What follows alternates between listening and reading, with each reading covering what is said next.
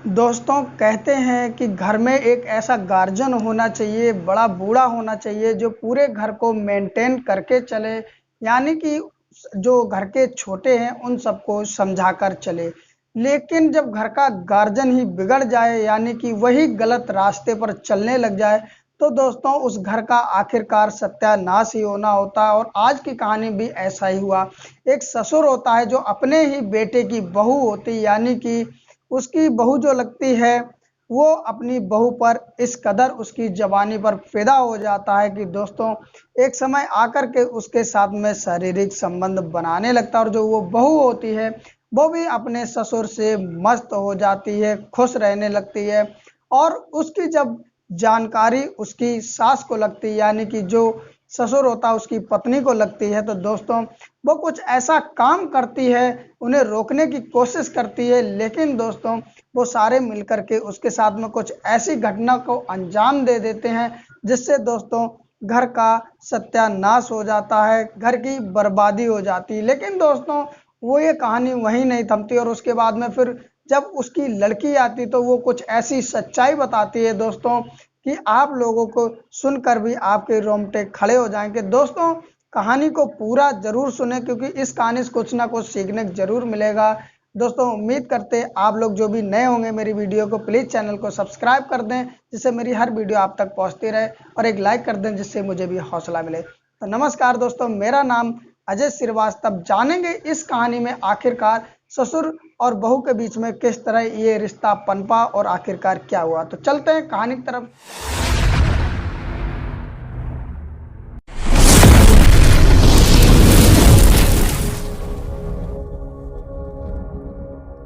दोस्तों आज की जो कहानी है, आज की कहानी है बिहार से। और बिहार के अंतर्गत एक जगह लगती है झाझा, और झाझा के अंतर्गत एक गांव पड़ता है जिस गांव का नाम है बलियो डीही गांव। दोस्तों इस बलियो डीही गांव में एक परिवार रहता है। उस परिवार में माता पिता होते हैं, उनके बेटा होते हैं, बेटियां होती हैं। दोस्तों वक्त के साथ में बेटियां जवान हो जाती हैं और सबकी शादी कर दी जाती है, और उस घर में एक बेटा होता है। अब उसके लिए भी वो माता पिता अच्छी बहू देखने लगते हैं। दोस्तों समय गुजरता रहता है और उन्हें एक अच्छी लड़की मिल जाती है जिसका नाम होता है सीमा। दोस्तों जब वो मिल जाती है तो उसके साथ में अपने बेटे की वो शादी करा देता। अब वो सीमा बहू बन के अपने घर आ जाती है। अब जो सीमा का ससुर होता है उसका नाम होता है बालदेव, और जो सास होती है उसका नाम होता है संपतिया देवी। अब सीमा जब घर पे आ जाती है अपनी ससुराल में, तो अपने पति के साथ साथ में खुशी खुशी रहने लगती है। जो कि ससुर होता है जिसका नाम होता है बालदेव, वो भी घर पर ही रहा करता था, और उसका बेटा जो है वो काम पर जाया करता था, और सास जो होती है वो भी घर पे रहा करती थी। धीरे धीरे दोस्तों समय गुजरने लगता है। जो सीमा होती है अपने घर परिवार में सुखी रहने लगती है और खुश भी रहने लगती है। उसका जो पति होता है वो भी कामकाज किया करता था। अब सीमा जो होती है अक्सर घर पे रहा करती है, क्योंकि वो तो बहू थी तो घर पर ही रहेगी। लेकिन जो उसका ससुर होता है वो बाहर भी जाता है और घर पर भी रहता है। अब धीरे धीरे समय के साथ साथ में जब सीमा घर पर रहती है, घर पर काम काज करती है, सारे घर की देखभाल वही करती है, अपने ससुर को भी खाना पीना देती है, उनके कपड़े भी धोती है। इधर जो उसकी सास होती है उसकी भी देख रेख करती है। वक्त धीरे धीरे गुजरने लगता है। जो बालदेव होते हैं सीमा के ससुर, वो एक दिन अपनी बहू को देखते हैं जब वो नहा करके निकलती है। तो अब वो जब देखते हैं तो देखते ही उनके मन के जो विचार होते हैं वो बदलने लगते हैं। बालदेव हालांकि अब ससुर थे सीमा के, फिर भी जब उसका यौवन देखते, वो जवानी की भरी हुई होती है, यौवन जब वो देख लेते हैं तो उनका दिल मचलने लगता है। फिर से एक बार उन्हें जवानी के दिन याद आ जाते हैं। अब वो अपने मन में विचार बनाते, काश इसके साथ में अगर मेरा संबंध बन जाए तो कहने ही क्या है। लेकिन दोस्तों जो सीमा होती है वो इस बात से अनजान होती है। लेकिन वक्त के साथ साथ अब इधर जो बालदेव होते हैं वो सीमा से नज़दीकियां बढ़ाने लगते हैं। अब सीमा के पास जाते और कहते, बहू तुम्हें किसी भी चीज़ की ज़रूरत हो तो मुझे बता दो, मैं तुम्हें ला दूंगा। अब वो धीरे धीरे सीमा को लालच देने लगते हैं, यानी कि हर चीज़ उसको ला करके दिया करते हैं। इधर जो सीमा होती है वो भी जब देखती है कि मेरे ससुर आखिरकार मेरे पास इतना क्यों आते हैं, क्यों नज़दीकियां बढ़ाते हैं, और मैं जो भी मंगाती वो ला देते हैं। अब एक बार के लिए सीमा के मन में भी ये सवाल चलने लगता है कि आखिरकार मेरे ससुर इतने नज़दीक क्यों आते हैं। धीरे धीरे सीमा भी चंचल स्वभाव की होती, वक्त के साथ में अपने ससुर की हरकतें समझ जाती है कि कहीं ना कहीं ये मुझसे संबंध बनाना चाहते हैं, मेरे संबंध में आना चाहते हैं, इसीलिए ये सब करते हैं। सीमा जो होती है वो भी सोच लेती है कि अभी जब मेरे घर में मेरे पति हैं उन पर तो मैं राज्य करती ही करती हूँ, अगर इस घर के जो ससुर हैं ये भी मेरी मुट्ठी में हो जाए तो इस घर पर पूरा राज्य मेरा होगा। सीमा जो होती है कहीं ना कहीं इस लालच में आ जाती है। उसके बाद में वो भी अपने ससुर के साथ नज़दीकियां बढ़ाने लगती है। अब वो ससुर के एक दिन कमरे में जाती है, कमरे में जाकर के उनसे कुछ इस प्रकार की बातें करती हैं कि जो बालदेव होता है वो समझने लगता कि कहीं ना कहीं बहू भी मुझे चाहने सी लग गई है। अब बालदेव एक दिन देखता है कि उसका बेटा काम पर गया हुआ होता है और जो उसकी पत्नी होती है यानी कि सीमा की जो सास होती है संपतिया देवी, वो भी किसी काम से बाहर गई हुई है। तो इधर बालदेव सीमा के ससुर होते हैं, वो सीमा को बुलाते हैं और बुलाने के बाद में उससे बातचीत करने लगते हैं और कहने लगते हैं कि देखो, तुम मुझे बहुत ज़्यादा पसंद हो और तुम अगर मेरी बात मानोगी तो मैं वो हर काम करूंगा जो शायद तुम्हारा पति यानी मेरा बेटा भी ना कर सका हो। जो कि सीमा होती है वो तो पहले से इस चक्कर में होती है कि ससुर मेरी मुट्ठी में आ जाए तो आखिरकार बात ही क्या है। सीमा जो होती है वो मान जाती है। अब इन दोनों में बातचीत होने लगती है और अश्लील बातें चालू हो जाती हैं। अब दोस्तों इधर इन लोगों को समय मिल जाता है। अब उसका जो ससुर होता है सीमा का, वो सीमा के बदन से खेलने लगता है और धीरे धीरे करके एक एक कपड़े उतारने लगता है।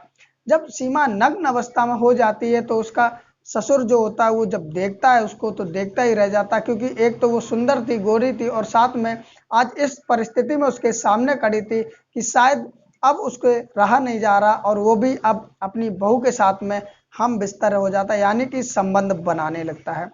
दोस्तों जब एक बार संबंध बनने का सिलसिला चालू होता तो अब ये रुकने का नाम ही नहीं लेता, क्योंकि जो बालदेव को इंटरेस्ट अपनी बहू में आ रहा था शायद उसे ये इंटरेस्ट कई सालों से मिला ही नहीं। अब वो एक तो सीमा जवान होती और सहदेव को जब जवान बहू मिल जाती, किसी जवान का स्पर्श मिलता है तो वो उसकी दिल की हर मंशा पूरी हो जाती जो वो करना चाहता।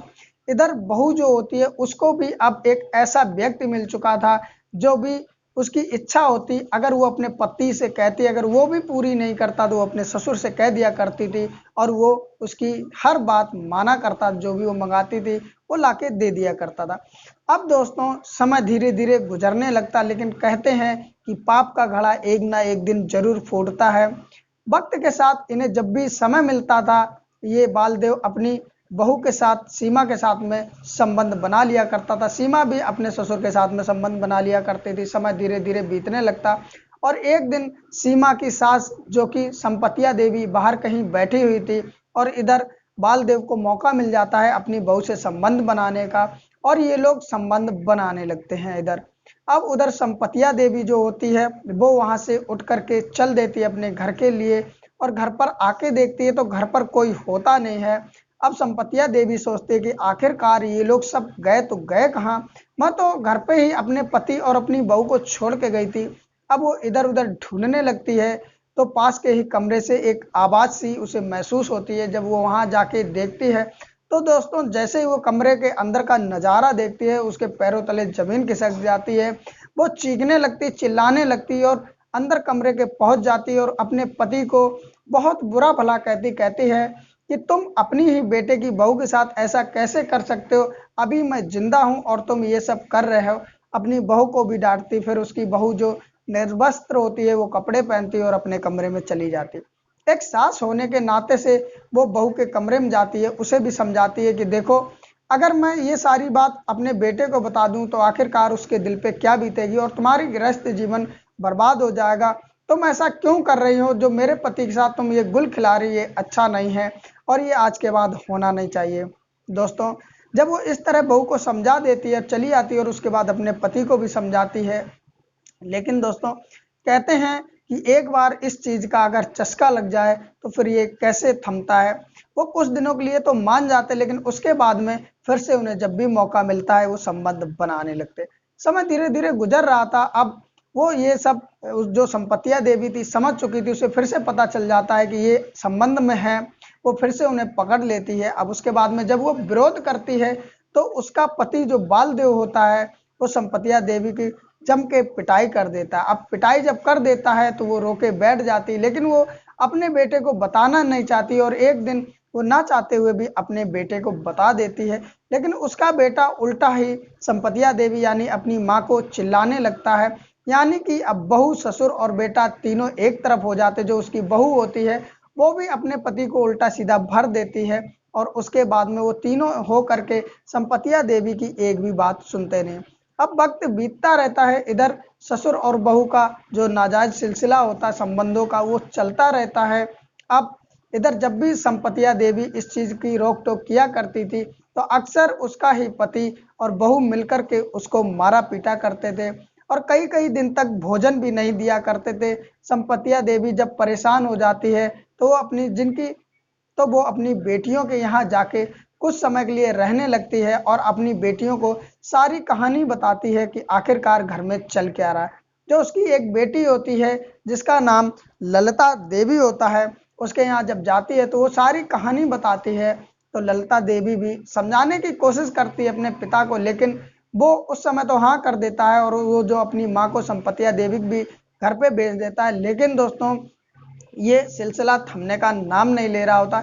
संपतिया देवी धीरे धीरे घर में इतना विवाद बढ़ जाता है कि संपतिया देवी मोहल्ले जो पड़ोस के लोग होते, रिश्तेदार के जो लोग होते, उन्हें भी ये सारी कहानी बता देती कि मेरे ही पति अपने बेटे की बहू के साथ में इस तरह गलत संबंधों में रहते हैं, जो कि मैं मना करती हूँ तो मेरे साथ मारते पीटते और झगड़ा करते हैं। दोस्तों ये सारी कहानी जब मोहल्ला वालों को पता चलती है, रिश्तेदारों को पता चलती है, तो सभी मिलकर के अब उसके पति जो बालदेव होते उनको समझाते हैं और जो बालदेव होता है वो कहता ठीक है आज के बाद हम ऐसा नहीं करेंगे। लेकिन दोस्तों कहते हैं कि चिकने घड़े पर जितना ही पानी डालो वो सब फिसल ही जाता है। चिकने घड़े पे पानी रुकता नहीं। वही हाल इधर बालदेव का था और इधर सीमा का था। वो दोनों मानने का नाम नहीं लेते। दरअसल सीमा को भी अपने पति से ज़्यादा अच्छा अपने ससुर के साथ संबंध बनाने में लगता था, क्योंकि इसीलिए वो अपने ससुर से ज़्यादा नज़दीकियाँ बनाकर रखते। दोस्तों समय गुजरता रहता है और धीरे धीरे इस कहानी को 10 साल गुजर जाते हैं और संपतिया देवी बर्दाश्त करती रहती है। और एक दिन फिर से सीमा और उसका ससुर शारीरिक संबंध बना रहे थे बिल्कुल नग्न अवस्था में। और इधर जो संपतिया देवी होती जैसे ही वो घर पे आती है और वो कमरे में सीधा घुस जाती, वो देखती है कि दोनों नग्न अवस्था में आपस में लगे पड़े हैं, तो वो बहुत ज़्यादा परेशान होती है और उन्हें बहुत ज़्यादा उल्टा सीधा बोलने लगती है। अब इधर जो उसका पति होता है बालदेव, वो उसे मारने पीटने लगता है और जो संपतिया देवी होती है वो अपनी बहू को भी भद्दी भद्दी गालियां देने लगती है। विवाद इतना बढ़ जाता, बहुत ज़्यादा बढ़ जाता है कि आखिरकार अगले ही दिन संपतिया देवी जो होती है वो खत्म हो जाती है। दोस्तों जब ये सारी बात पता चलती है मोहल्ले पड़ोस में कि आखिरकार संपतिया देवी खत्म हो गई है, तो हर कोई जानना चाहता था कि संपतिया देवी खत्म कैसे हुई है। दोस्तों इधर जो मोहल्ला पड़ोस वाले होते हैं वो पुलिस वालों को कॉल करके बुला लेते हैं। पुलिस वाले आते हैं घर पर और सबसे पूछताछ करते हैं। जो घर पर सीमा होती है, उसका ससुर बालदेव होता और उसका पति होता है, वो तीनों बताते हैं कि कल घर में वाद विवाद हो गया था, इसी कारण जो कि संपतिया देवी है उसने जहर खा लिया और आत्महत्या कर ली। लेकिन दोस्तों जब ये खबर उसकी बेटी ललिता तक पहुंचती है तो वो आती है घर पर और आने के बाद में अपने भाई पिता से सबसे लड़ती है, भाभी से। और उसके बाद में वो पुलिस स्टेशन जाती है और कहती है कि साहब ये हत्या की गई है मेरी माँ की, इन्होंने आत्महत्या नहीं की। दरअसल वो फिर सारी कहानी बताती है कि मेरी जो भाभी है उससे मेरे ही पिताजी का आज से 10 साल पहले से गलत अफेयर चल रहा है, गलत संबंध बन रहे हैं और इसका विरोध हमेशा मेरी माँ करती रहती, लेकिन ये लोग मानते नहीं। कभी उसे मारते पीटते प्रताड़ित करते, कभी कई कई दिन तक खाना नहीं देते हैं। और जो मेरा भाई है वो भी उन लोगों से मिल गया है, यानी कि अपने पिता और अपनी बीवी से, वो भी रोक टोक करता नहीं, वो भी मेरी माँ को मारता। और इसी बात को लेके कल विवाद हुआ और तीनों ने मिल करके मेरी माँ को जहर खिला दिया जिससे उनकी मृत्यु होगी। जब इतनी बात ललिता देवी कहती है तो जो पुलिस वाले होते, जो कि थाना अध्यक्ष होते हैं, संजय कुमार सिंह जी वो इस केस की छानबीन कर रहे हैं और जो भी दोषी पाया जाएगा दोस्तों उसे सजा मिलेगी। लेकिन दोस्तों सोचने वाली ये बात है कि एक घर में जो मुख्य गार्जियन होता है जब वही इस रास्ते पे चल जाए तो दोस्तों उस घर की तो बर्बादी होनी होनी है।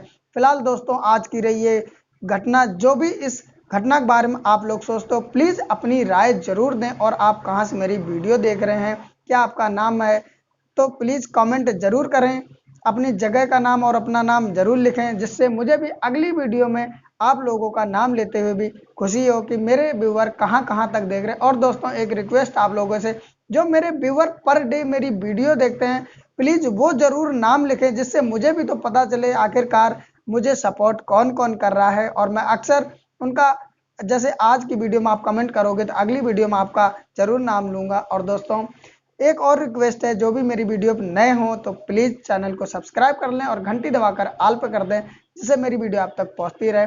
और दोस्तों वीडियो को लाइक कर दें, और अगर ये वीडियो फेसबुक पेज पर देख रहे हैं तो प्लीज़ पेज को फॉलो कर लें दोस्तों, और अपने दोस्तों को शेयर भी करें, जिससे वो लोगों को भी इस तरह की घटनाएं पता चलें और वो भी दोस्तों अपने आप को चौकन्ना कर सके। तो फिर मिलते हैं किसी नई कहानी में, नई घटना में, तब तक के लिए नमस्कार।